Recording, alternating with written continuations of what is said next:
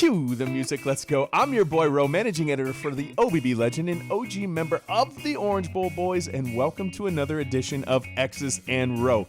The OBB podcast came out this week. Go ahead and check it out on all your various podcast platforms. This week's episode was called Molly Monkey, and you'll have to listen to the episode to find out why. And there's a sausage story in that that's going to potentially have the FBI show up at Scoop's store. Let him explain it to you on the episode. Now, on that episode, we didn't touch on a particular hire, and I want to get this now because I don't know if you know this tomorrow, but it's spring ball, and University of Miami just finalized some of its final pieces in terms of its staff, and they just announced Jason Taylor in an on-the-field role. Credit to Caneville, who had the scoop first, and then the other major media outlets reported on it. So Jason Taylor is now going to be on the field. Now, from all reports, he's a rising superstar. He has the name credibility. It's a Hall of Fame Miami Dolphin. He has local ties.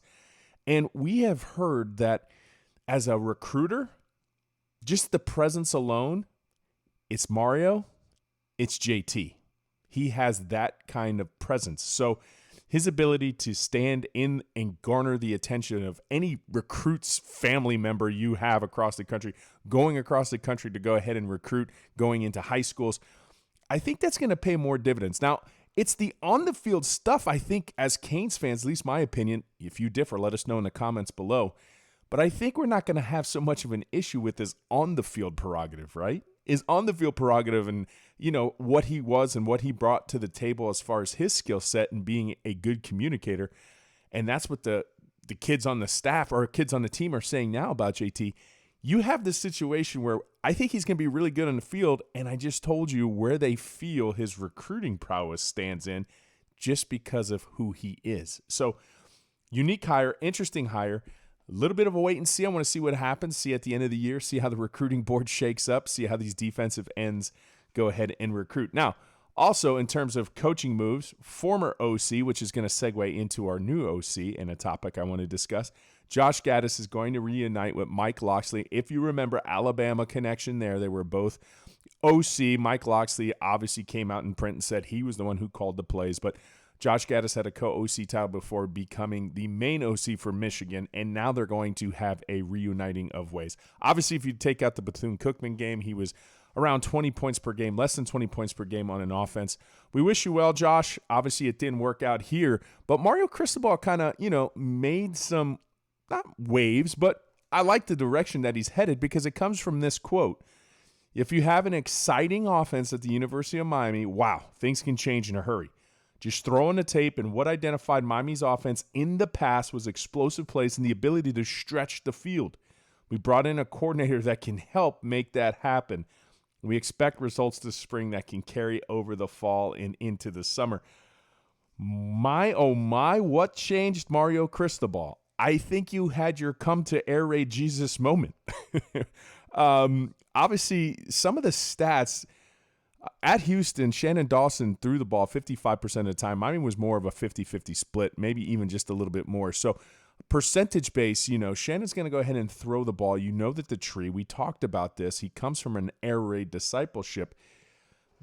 But the change, and it's funny because when I looked up this search, the first thing underneath was a tweet by myself, and it said this: I 100% believe in Mario Cristobal is the guy. His recruiting alone and the tenacity and bringing the talent level up will be unmatched. And boy, did he prove that with his first recruiting class. My concern will always be, like all the other head coaches before him, will he prioritize points in explosive offense over the 90s Big Ten style? Now, that was in November 27th of 2022. You fast forward to just recently, just yesterday, and next thing you know, things just randomly populating on my screen. If you have an exciting offense, that's the first thing. We want to change that in a hurry.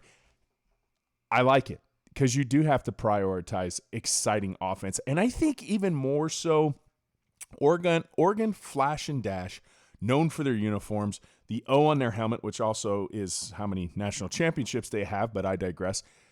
But the reality is, down here, and maybe I'm wrong, but we're more synonymous with we need explosive plays. We have guys in our heritage, wide receiver guys named the playmaker. We have a lot of Hall of Fame offensive guys. You think of some of the plays they made, you got to be able to put them in a situation where they have the ability to shine. Lamar Thomas, basically saying, you're never going to win the Heisman, Geno, if you're going to go ahead and hand this off. You're going to have this aggressive style prerogative. I'm glad that Mario Cristobal has prioritized explosive plays, exciting offense, because you're absolutely right, especially down here where the fans, and this is where we're different than Oregon, the fans here, I believe, are more fair-weathered. Miami Hurricane fans, I don't think you can necessarily disagree with that, right? If the product is good on the field, if we're winning, and if it's exciting, you're going to see a lot more butts in seats. So I'm glad they prioritized this. Need an exciting offense. Happy for Tyler, and we're off and running. So big series. We're going to change gears for the Miami Hurricanes baseball team. They're playing number 6 Florida. Miami's coming in as the 22nd ranked team in the country. It's going to be an away game. And the thing that concerns me is right here, our weekend rotation. Now, Gage Zeal is struggling, right? Not so much with Carson Ligon. He's been a savage. And then Pipo's been doing fantastic too. So there's your Friday, Saturday. No change from the opening 2 weekends. But I have some concerns too, because looking over at the stat line, not good. You know, Gage Zeal rocking 11.57 ERA. Batters are batting 400 against him. Now, when you go ahead and look at Carson's 130 against. He's rocking that .66, anemic .66 ERA. Alejandro Rosario, 3.18. So Pipo doing his job. The one thing that I have a little bit of comfort is knowing that Gage, really good with his strikeouts this year, has managed 11.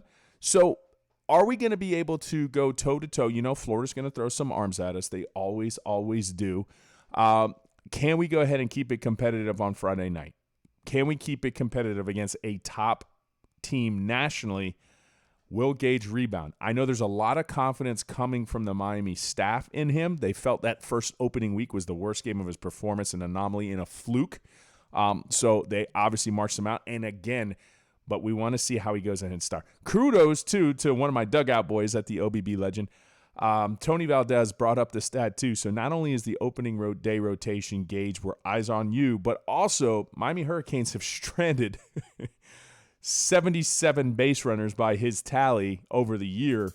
We're going to have to do a little bit better in terms of situational hitting. So, University of Miami still off to a hot start. I know they dropped the midweek game to FAU. Now let's see if we can rebound. Get 2 or 3 into the series. That would be nice. Obviously, a sweep would be something probably almost unicorn-based. You do what you can to go ahead and win every series you can, especially against a top 5 team. I'm your boy, Ro, managing editor for the OBB Legend. As always, Canes fans, stay dangerous. Bang.